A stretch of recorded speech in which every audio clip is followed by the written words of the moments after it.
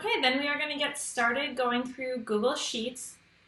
So you can either create a Google Sheet from scratch by clicking on the New button and then doing Google Sheets from your Google Drive.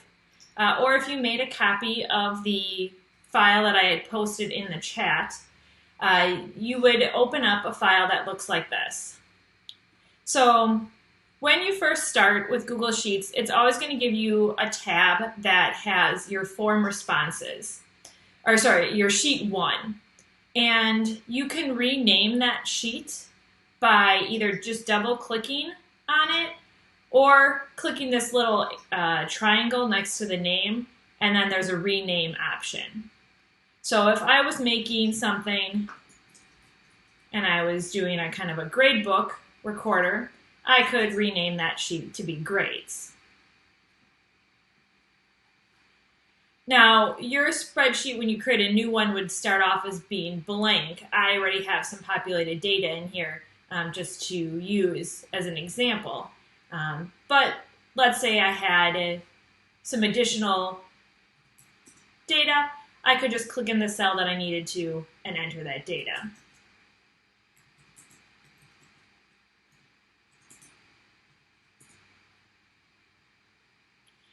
Now, when you have your data in a sheet, there's several different formatting options that you can do. So maybe I wanted to kind of click and drag on these headings, and I want to change the font, make the title bigger so I can change my size of my font, the font. I can, bold it.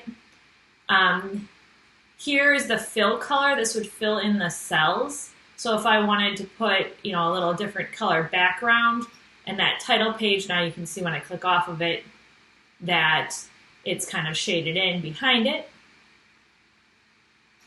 Again, if I highlight those cells, they're aligned to the left right now, but if I wanted to center, test 1, test 2 in this column, my alignment option is here, and if I click on there, it's going to give me 3 options, either left, center, or right. So I'm going to go ahead and center those, and you'll see that they changed. So now, since they're centered, if I resize any of these columns, and I resize a column by clicking on this line in between the column letters, so if I hover my mouse, you'll notice I get this little arrow, and when I click and drag, it's going to resize that column for me. So you can go ahead and kind of play around with resizing these columns.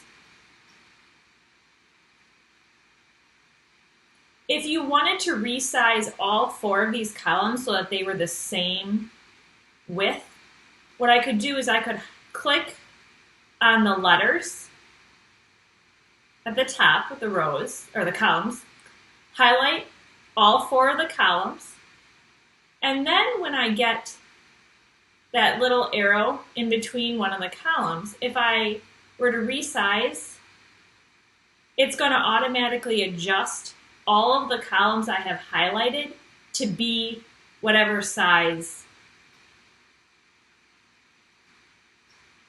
I select. So that's the way you can change multiple columns to be the same width instead of having to go through each one.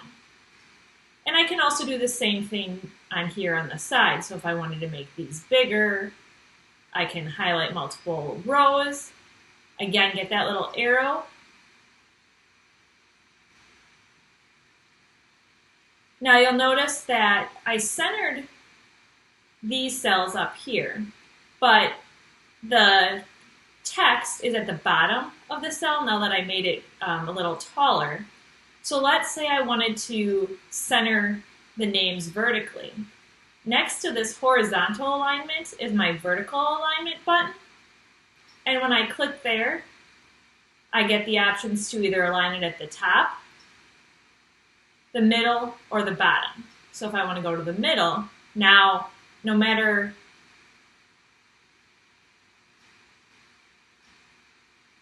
how wide or tall my row is, that name is always going to be centered at the top or in the middle of that cell. And then again, I can do the same thing. I can select as many cells, and I'm just clicking and dragging on cells to select them. And I can, again, determine what kind of alignment I want.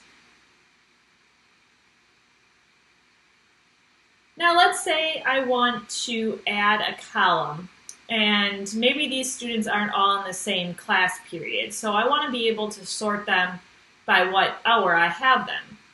So I want to put a column between column A, the name, and test 1. So I'm going to click on column A. It's going to highlight the whole column. And then I can either, right-click on it, or if I go up to Insert, I have this option to either insert a column to the left or a column to the right. And in this case, I'm going to insert one to the right. And now I have a blank column in between those. So I could, and when I'm entering data, I can just, if I hit enter, it's just going to go to the next cell in that column.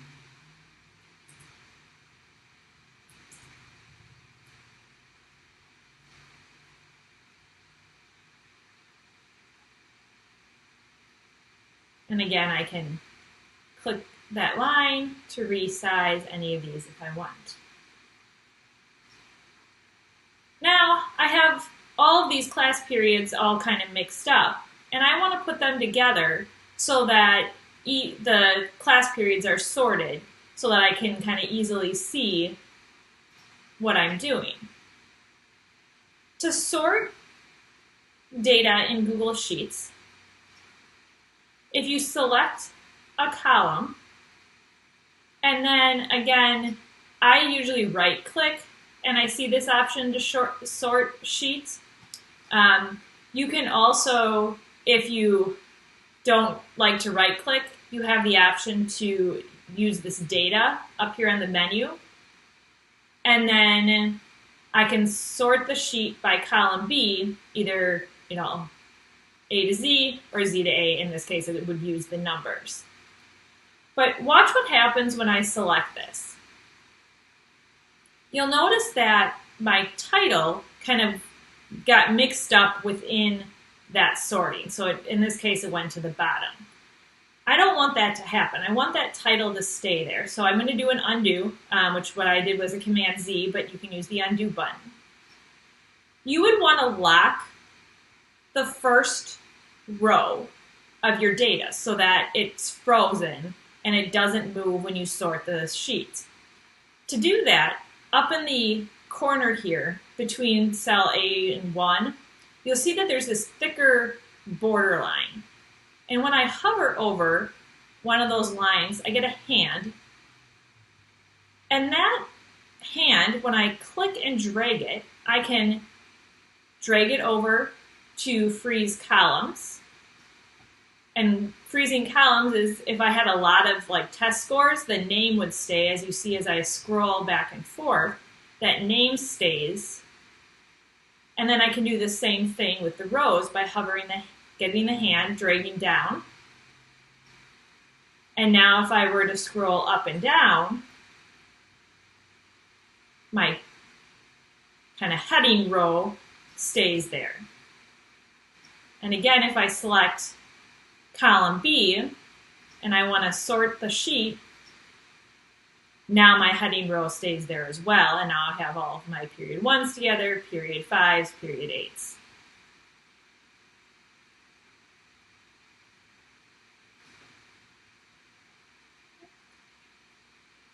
Then one other thing you can do is conditional formatting is nice.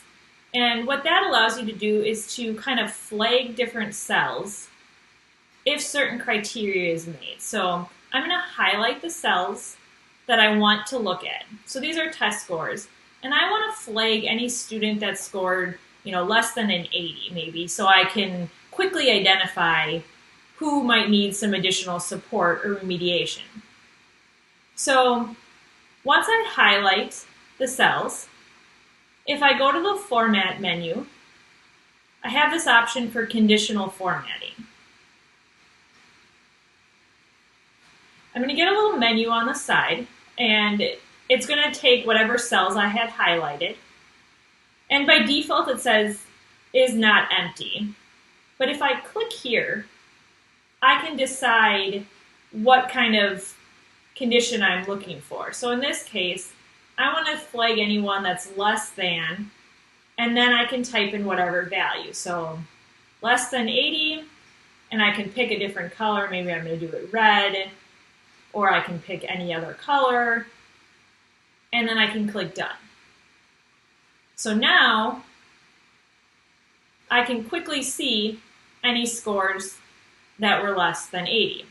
And let's say I changed one of these.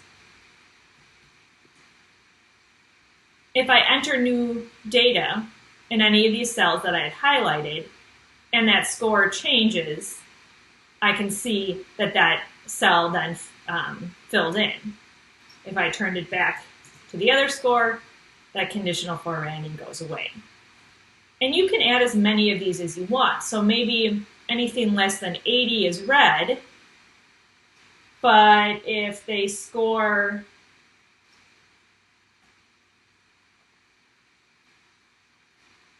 between an 80 and a 90, I want it to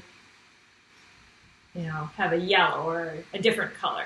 So I can kind of build multiple conditional formats to do different colors. You can match specific text. So if you wanted to flag anything that was a yes or a no, you could say, the text is yes. And I could say,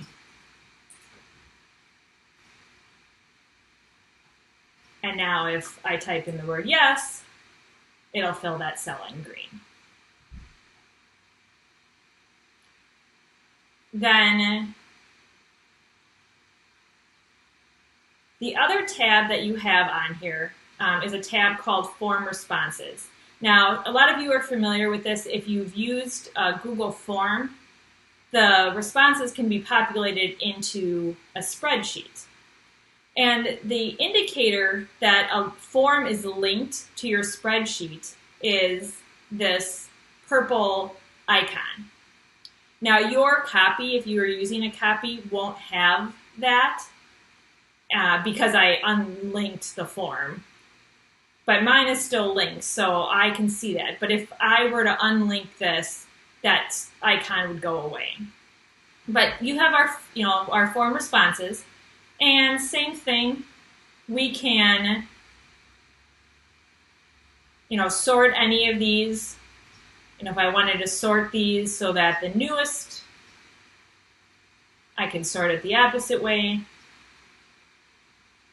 But in this case, what I want to show here is I can see that there's some text, and I can't read all of this text. So if you're having a spreadsheet that has a lot of text in it, a couple things that you can do is there's different styles of wrapping. So I could highlight the cells or the columns that I want, and kind of moving along the menu bar here, we looked at the alignment options, but next to the alignment ones is text wrapping. So right now, like the end column, I can see kind of just juts out over these blank cells, but everything else is kind of cut off. So I can decide how I want to do text wrapping by clicking there. Right now it's the overflow. But if I want to be able to read all of that text without having to kind of click in the cell or scroll, I want to use the wrap option. And now you can see that it kind of puts it in multiple lines and just makes those cells wider so I could read all of the data a little more easily.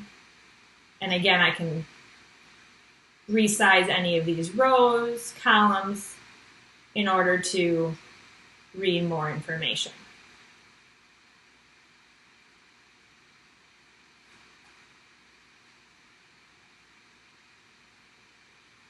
Other things that you might want to do with Google Sheets is add your own tab at the bottom here. So, I had this grades tab already. Maybe I wanted to have separate tabs for different classes or different projects that I was kind of keeping track of for my students. A couple different ways that you can create new.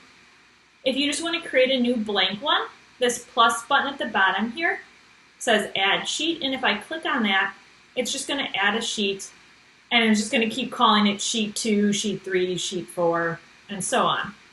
And again, I can always rename that if I wanted to. The other thing I can do is if I set up a tab for one class or one project, and maybe I just want to use that for more than one, I can click the triangle next to one of the tabs, and I have the option to duplicate. So once I duplicate, it's just going to make a copy of that tab with any of the formatting and the data in it, and I see that it just names it copy of grades, and again, I can rename that. So now I could go through here, and let's say I want to just take out all this data, and now maybe I can just keep going from here. If you add a sheet and you discover that you don't need it, you can, again, click on that triangle next to the name of the sheet, and you have the option to delete. It will give you a warning message. Once you click OK, that tab will be deleted. Now, sometimes you will get a lot of tabs across the bottom, and you'll have to kind of scroll through to see the tab names and which one you want. A quick way to use this little list option is just kind of a list of all of your tabs. So sometimes this is easier to navigate between tabs if you have a lot of tabs that you can't see all of them across the bottom. I like to use the list, and then I could just click on which one I need to go to.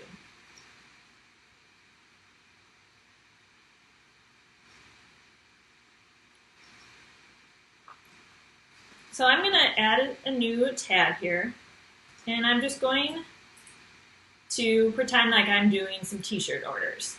So I'm selling t-shirts. I'm going to have a list of my names here. I'm going to lock my header, and then maybe I'm going to have some sizes. So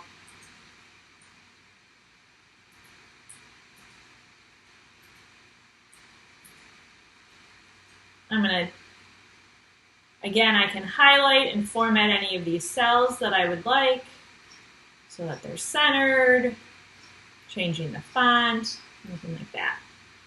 If I want to resize, I can highlight all those. A shortcut to resize, what I just did here was instead of clicking and dragging and kind of guessing how big I wanted my columns, if when you get that arrow and you hover between the two lines, get the arrow, if you just double click, it will resize the column based on the width of the text. So in this case, they're not quite even because the XXL takes up more space, but I could also resize them this way. And so then I could, start tallying up my t-shirt orders.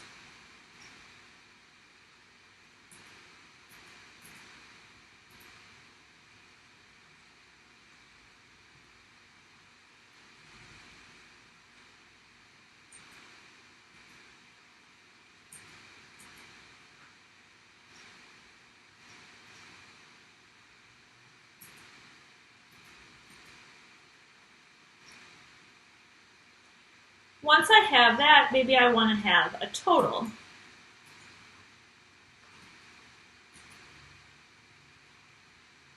And there's a couple different ways I could get the total.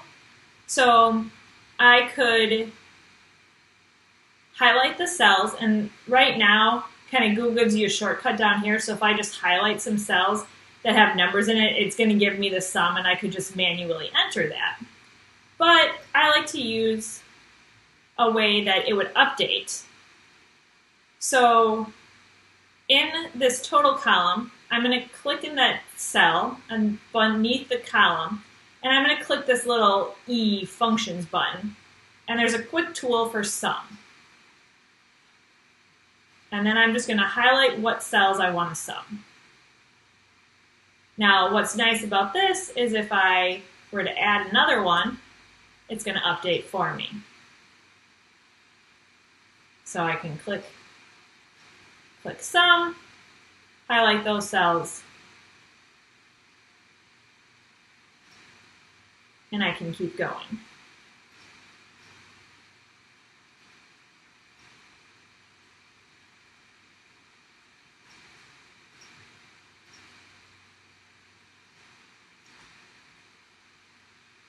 And again, as these numbers update or change, my totals are going to change with it.